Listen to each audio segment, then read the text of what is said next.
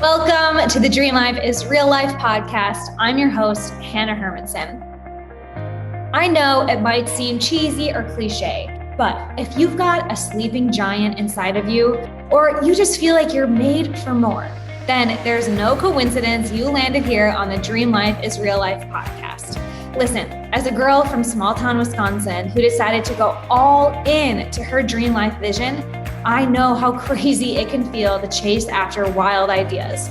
Since leaving my 9-to-5 job in academics back in 2015 to becoming a yoga teacher, a life coach, and now a digital nomad, currently living in Merida, Mexico with my husband and Labradoodle, I know that all the cheesy cliches are true. I've watched a lot of my dream life become my real life right in front of my eyes. Oh, and I've learned a whole lot about sales, business, and marketing along the way, and I want to share all of that with you. So here, you can consider me your friend and mentor. As a certified business coach, success trainer, international speaker, author, and copywriter, I've helped hundreds of coaches and entrepreneurs build, scale, and enjoy their online businesses. So here on the show, you'll find the real people, concrete tactics, and weekly motivation and inspiration to make your dream life your real life. I'm going to let you into the nooks and crannies of these dream lives and dream businesses and offer lots of real talk along the way. Because to be a true leader in whatever you're endeavoring in your life and to create a legacy that you're proud of, you need a tribe lifting you up with you on the journey. And I've made it my mission to be that partner with you. Because after all, we are all in this together. By the way, if you'd like some help improving your business and life, then we just might be able to help.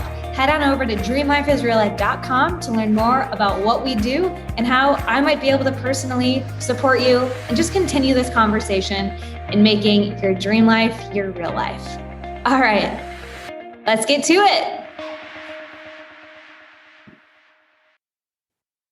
Hola and welcome. I am saying hola today because we are hanging out with a travel friend and we're going to talk a little bit about Mexico and other places that speak Spanish, I think, and I hope, with our friend Noah. Noah is a world traveler and experience creator on a quest to help people realize their boldest dreams and leverage their potential to the fullest. He's a published author, visual artist, filmmaker, and the founder of The Big Possible, which is a podcast and social club that hosts retreats and exotic destinations all around the world. And today he is beaming in from Costa Rica to hang out with us here on the show. So welcome, Noah. Oh, thank you so much. It's so good to be here, Hannah. Thanks for sharing the time and the space. And it's just great to talk to a fellow nomad and all about the stories. Totally. Yes. And I'm glad we started recording because I felt like we could have just started like chit-chatting about Merida and Costa Rica and retreats and business ideas. It's always amazing to connect with like-minded folks who are not just dreaming and meditating on the beach. Yes. And building that, that business model and thinking about ways to make this a long-term thing, not just a sabbatical or a getaway. I'm going to go work on the beach and find myself, but to be yourself and have this be part of your longer, like how you do life. So tell us a little bit about how you realized you wanted to do life in this way and really what got you started in the travel, nomading, dream life, if you will. Where did it start? Wow. That's such an interesting question, but I think it really comes down to connection and the ability to leverage connections to do bigger things with your life. I think that aspect is amplified so much when you're out on the road, when you're out traveling. There's a lot of tricks and challenges that show up. As you're adventuring, you're going to have to worry about logistics. You're going to have to worry about, learning the new language, the customs, the culture, finding a laundromat. There's all those little logistical things. But I think the strongest thing is that synchronicity that happens when you're open to explore an adventure. You start to meet interesting people. And ultimately, I think I was kind of missing that. When I was holed up in the pandemic in my little, apartment in LA, and I'm looking at the way that my life is designed, and what I was craving more than anything was connections to start new businesses, connections to grow. And I was writing out the tail end of 5 years in a corporate job, and trying to figure out how I would get out of that and what the next step would be. So I tinkered with art. I tinkered with starting a coaching business, publishing a book. And ultimately, what was calling me was the desire to get out and build a forum, a club in which I could bring people together. And fast forward, we're sitting here at the end of the pandemic, and I'm like, why am I paying all this money to have this place? My goal of having a nice place was to be able to throw dinner parties, bring people together, and start networking with professionals and growing an entrepreneur community. But I realized that wasn't going to happen during the pandemic in LA. And I said, okay, why not pay the same amount of money that I'm paying on rent, and instead use that to get a plane ticket, use that to get an Airbnb rental in an exotic destination. I could be footsteps from the beach, pay less money, and have adventure like baked into my daily life. And at first it's difficult. You feel the pull of the water, you feel the margaritas calling, and you're like, all right, how do I stay focused? How do I stay disciplined? But eventually that regiment starts to kick in, and you're able to get more stuff done. At least for me, I hear there's some people that struggle with that, but I'm able to get more stuff done in a few hours in the morning, and then have the rest of the day to go out and make connections. Be at a cool bar where I'm going to meet other expats and travelers. Start sending emails and leverage this opportunity to podcast, to do sending cold emails. For example, we were chatting about how I'm just making all these connections just from emailing people that I want to connect with. Mm-hmm. And that adventure has given me more courage to actually expand actively rather than sitting passively in a room. The momentum, the movement, the novelty, the always seeing something new, that's really what has been fueling me for the last year as I'm really diving into this, embracing this new lifestyle. You are preaching to the choir, my friend. Like, first of all, I just need to go back to this idea that connection is what you were really craving when you were in a corporate space or in your apartment in LA. I was the same exact way. I was 20 something in my apartment in Madison, Wisconsin, kind of on my healing journey from an eating disorder, but really feeling like I needed to figure out something more to do. Okay, if I can't just work out and obsess about food and go to my day job, I needed something more to do. And when I started traveling, I remember the moment I was on a bus in Kenya when I wrote down, I'm not independent. I always really thought that and really prided myself on independent. I am interdependent. And it's kind of like one of those things that you see on a tote bag, like be the change you wish to see in the world. Like, yeah, obviously that makes sense. But that just like embodiment or that knowing that it's like, it's not about me and like me figuring out this thing and but like this interconnectedness of the world. And this is still a really fine balancing act for me. I consider myself introverted and still, independent, and I like my alone time.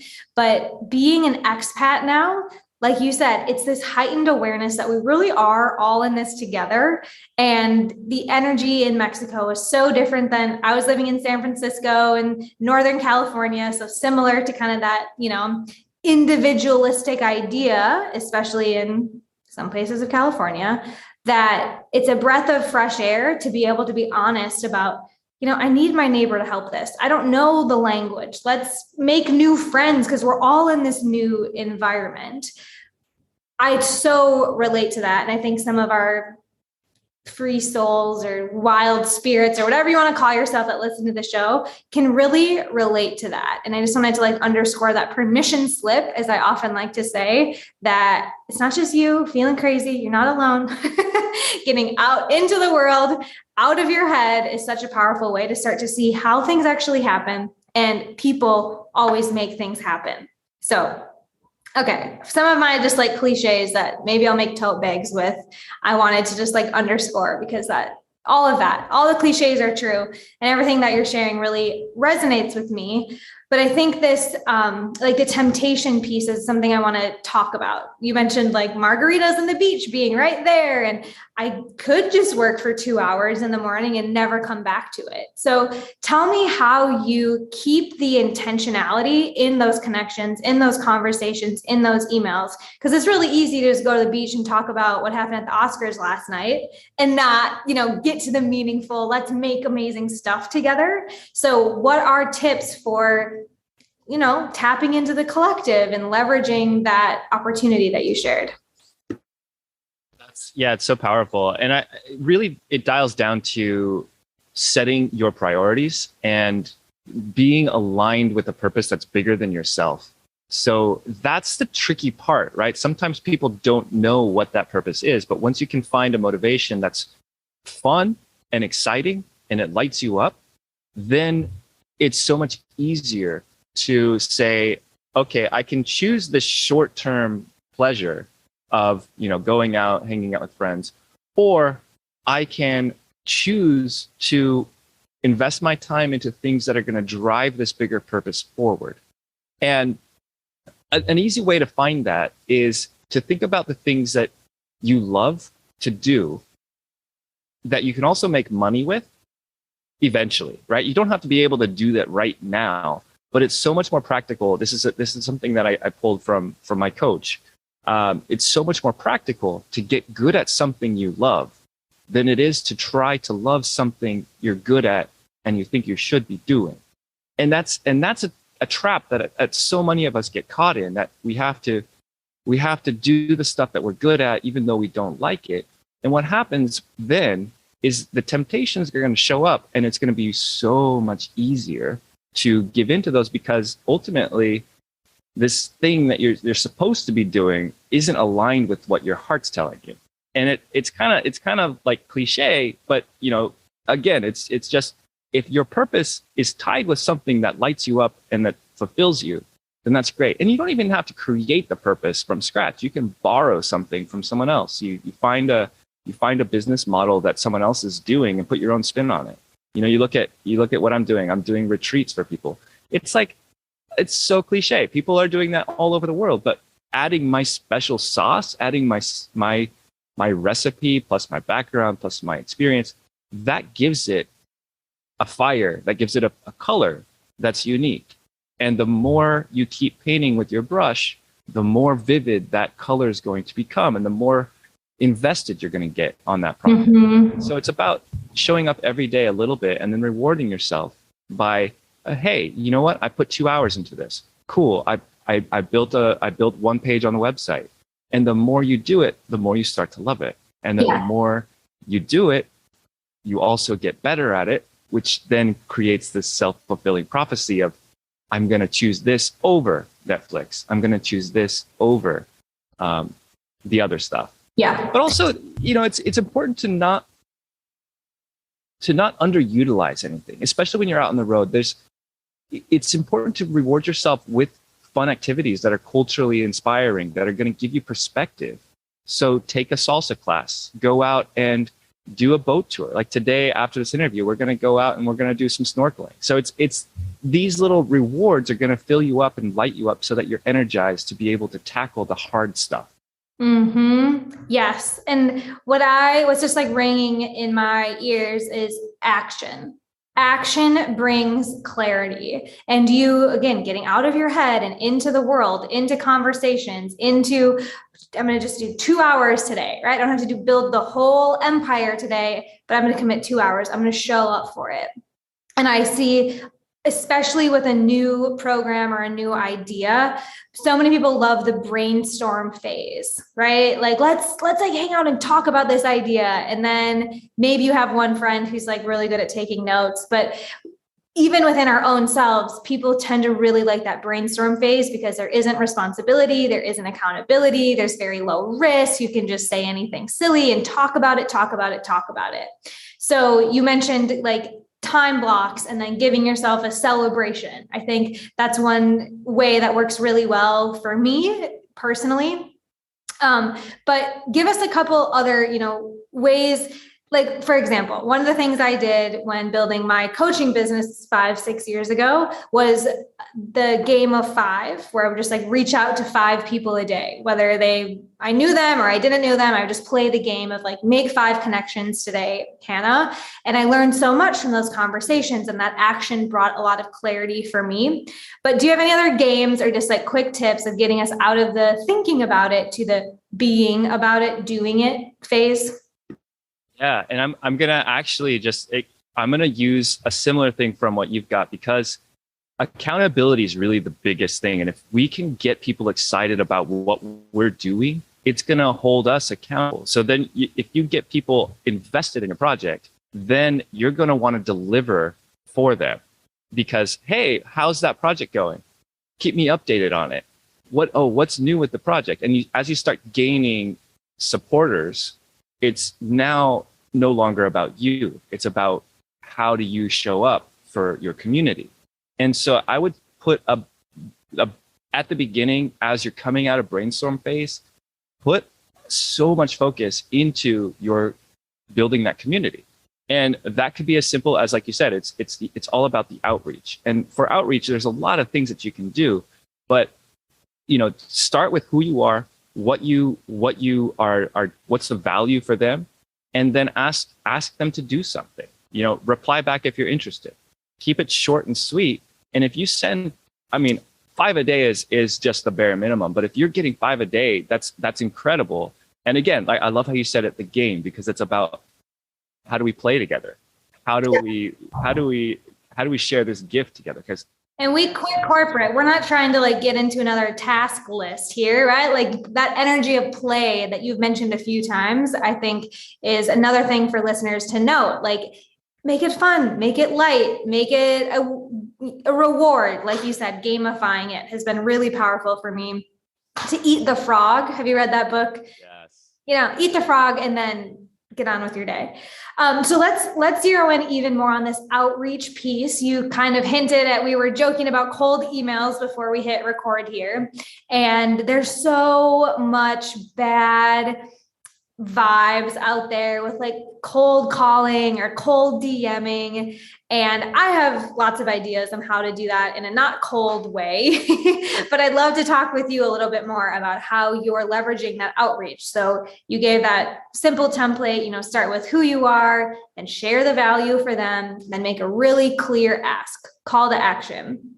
But if you were to, think to yourself 6 months ago or a year ago, what are the top tips you would give yourself when it comes to hitting the sidewalk and starting the outreach game? How do we play? What do you recommend? Yeah. So definitely it comes down to, so you can be smart about it. So you've got all your contacts in your phone. They're all ripe for DMing, and, choose 10 a day to send a DM to. Again, that was how I found when I got the first idea to start this retreat business. That was where I got the validation that this was a good idea. So send an email that shows how passionate, or send a text that just shows how passionate you are about the idea. Start with 10 people, expand to 20 the next day, and you should get some positive signal. Eventually that's going to be like, great. Every time you get a positive signal, add that to your data pool. So don't stop until you have enough data that's going to determine whether or not your idea is going to be viable or not. So many people give up before they actually see the results. But if you start to listen to the data, so I sent 10 text messages. I got one person that replied, "Holy cow, this is incredible. I've been waiting for something like this." That was a signal that there's a market for this. Okay, now let's just start doing the math. I just need to send, maybe 100 more text messages to get 10 people. Well, it ended up being a lot more than that, but that's the idea. Once you start sending enough messages, once you start sending 100, 1,000 people, then you're able to get enough data that says, okay, so if I want 20 people to buy my product, that just means I need to send a message to 2,000 people. How do you do that? Well, first you've got your Okay, wait. Before we go there, I just this needs to be bolded, highlighted, everyone. Noah did not say, find your funnel and perfect it. He did not say, have 5 website pages. real people are how your idea comes to real life. Like I'm a little bit on a thing today here, Noah, about all of these shiny objects and people asking me about funnels and ads, and like there's a place in the world for it. But so many of us forget, underutilize real people, real connections. If you want 20 people to come to your thing, find 2,000 to talk to. And you could put money in the Facebook machine to do that. Yeah. You've got 2,000 people on your Facebook page right now that haven't heard from you in 5 years as well. I'm going to guess. Thank you for saying that. Yes. And definitely, coming from a marketing background and like running ads for my coaching business, definitely don't advise launching anything in paid ads until you have a marketing engine in place, until you know your marketing's working. You're just going to waste money. It's really sad, but it's very true. I just had the privilege of having Andrew Miller speak at, he's an expert, growth marketing expert, and he spoke at the last retreat. And that was basically the sum of his talk was there's so much that you can do with direct outreach. Start with that because that's the low hanging fruit. And then once you have traction, once you have momentum, then you can start adding all the fancy bells and whistles. But you need to get that momentum going. And then, you can use the testimonials from people that are existing customers to now increase the odds of your funnel converting. But let's start with the direct outreach. That's just the lowest hanging fruit. It's something that you don't need to have a marketing degree to do this. Great copy is going to go a long way, but you can also just pour your heart out, be truthful, be raw, be real, be passionate. And there's no way that and it always come from that place of I'm giving a gift. I'm giving value. And whether or not that person's ready to receive your value right now, they'll let you know. If they're not ready, that doesn't mean that your idea is bad. That just means that they're not ready. Yeah. Keep going, keep reaching out until you get enough data to validate that, all right, now I'm ready to scale this thing. And keep going, because the other thing that happens, Noah, from my like woo-woo side is the universe sees you taking action, moving in a direction, saying, I am ready. This is where I'm going. And it's amazing to me how still I'll play the 5 outreaches game a day. You get me? Or I'll, launch something and the results oftentimes come from there, but still so many times the results come from weird, unexpected. I haven't thought of that person in 3 years. I didn't even reach out to them, but like this like synchronicity game as well is supercharged when you do exactly what Noah's talking about. Yeah. So I have a story around that. And actually there's a guest that's on my show, Ignacio Oriamuno, who he just embodies this. His whole life is just one great adventure of taking risks. And then as he takes the risk, someone's going to show up and help him out. But 10 years ago, I was doing a backpacking trip across Japan, and I got to this point where it was really hard. I was going to give up. I was on foot from Kyoto to Tokyo. I just determined to walk 500 kilometers and like make a little video documentary about it.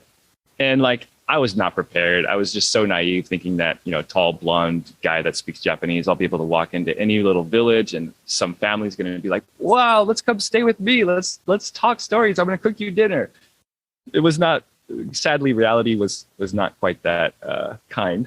But what happened was, these moments where I was literally about to give up, the only thing I could really do is just keep putting one foot in front of the other. Every step was just, let's just keep going forward. Let's just keep going forward. 3 days of rain, 3 days of getting my clothes soaked, having to sleep in like abandoned karaoke parlors because I couldn't find anywhere to sleep. And then showing up one day, I came over this hill and I saw this beautiful, beautiful town with like blue slate tiles, white plaster walls, the smell of incense in the air, and people walking around yukatas. And I found this traveler's inn called Ishigakiya-san. And so I showed up at Ishigakiya's. And that was the first time I found the people that were meant to show up to give me the courage to keep going. Right when I was about to give up, fate just gave me somebody to give me enough inspiration to keep going. We were singing songs, playing the shamisen, drinking sake until like 3 a.m. And, I told them about how I was thinking about giving up. And they said, please, for our sake, for just this courage, this is a once in a lifetime opportunity for you to just do this. No one asked you to walk across Japan, but you're doing it. And you're going to remember this for years to come. Just keep on the road, keep on the journey. And one of the songs we were singing, it goes, the words of tabi ga ina, which basically just means, isn't the journey nice? Isn't the journey nice? And that's, I think, just in terms of remembering synchronicity, I wear a coin around my neck usually that just is from that just reminds me that no matter how tough things get, as long as you keep going, the people that you need are going to show up and give you the support you need. Isn't the journey nice? And I love how travel and entrepreneurship is just one big metaphor for personal development. Like you and I both just kind of take life and business and everything by the horns. And it's like, I'm going to feel it. I'm going to live it. And sometimes that means that, you feel like giving up, or there are those hard moments. But in the grand scheme of things, I always say, like, I chose this. I chose this hard. I chose this afternoon, and knowing that it's all kind of part of the package that I chose of how to do life and work. So speaking of blending entrepreneurship and travel, let's fast forward to the retreats, because it feels like everything you just talked about of like marketing from the heart and doing authentic outreach and leveraging real connection and community is the through line of how you do retreats. So fill us in on how that's working. And yeah, I think it's a natural segue. Yeah. So, I mean, I think I'll start with we literally, I'm on the high of my life right now because we just finished the first retreat in Mexico. It was in Puerto Vallarta. And I had some ideas that this was going to be really powerful. This was going to be really motivating for a lot of people. We're going to build some community. We're going to build some connections. But I had no idea how vividly beautiful the experience would be. When you bring 12 brilliant minds together with these, you set the stage for connection. You give them the opportunity to be on an adventure together, to pamper them with great food and incredible luxury accommodations, and speakers who are going to share some insights, and they can actively talk about, how do I get to my business goals? But I think what really made this so powerful was not the luxury stuff, was not the food, was not all of the adventure, but it was really about the access to the maps that everyone charted on their own adventures. And so as you're on your own, like pioneering to the frontier of what you think possible, as you're just going through that journey, if you can shortcut that experience by sharing maps with fellow pioneers, how much more easy will life be? And that's I think the real beauty that we discovered on this experience, is that here I am up until this point building this on my own in a silo. I've trusted in the universe that the people were going to show up that are going to help me, but I had no idea how much help I would be getting. So, Darren Darnborough, one of the speakers at the event, he's been a good friend of mine who I also met through a cold email. And so for years we've watched each other grow through our respective businesses. And when I asked him to come speak, he was so excited, showed up. And the thing he really touched on was how to leverage sponsors for an event like this. How to build community into your product, and just the light bulbs going off from these. And then the feedback he gave, I would have had to pay 20 grand for a consultant to just get the ideas that came from sharing space together. And that's just one example. Multiply that by 12. Everybody there, it was, plus all the speakers. It's mind blowing how effective intentional time with the community can be for showing you the right path in your business, for showing you the right path in your personal life, and also to feel that you're not alone. Mm-hmm. So that was really the highlight for me from the experience was all of these nuggets of wisdom from everyone else, plus an army of supporters now who, I'm like, hey, I need this. I send an email and I've got 10 people responding with advice, with tips, with recommendations that all come from a place of love and support. Yeah. So that full circle from being, independent, I have this idea, I'm going to do this thing, to that we're interconnected. And when we can share our zone of genius, like it sounds like speakers came and shared what's working for them, what they're really great at.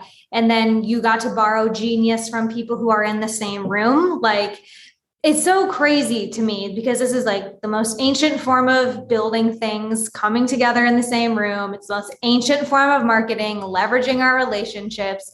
And this is like groundbreaking, Noah. Like, people are going to be like, what do you mean it's not a hashtag, right? It's like making your network work for you, right? Like support you along the way. So tell me a little bit about who's right to attend your retreats, like who should be in the room for future retreats.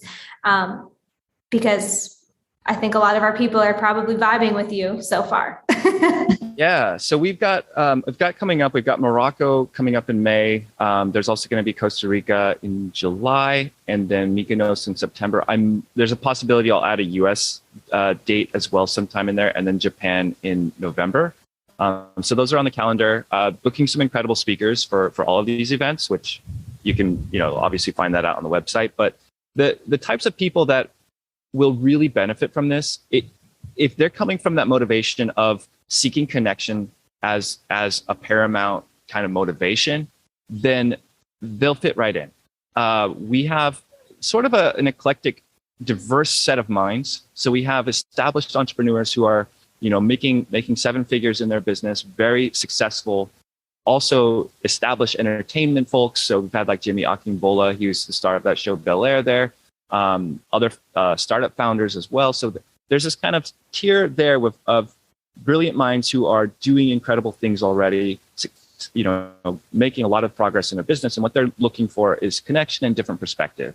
There's also a group of people who are working at amazing companies. So if doing things that maybe they don't want to leave their job, maybe they're already living a remote life and they're challenged appropriately. So you've got like developers for Coinbase that show up.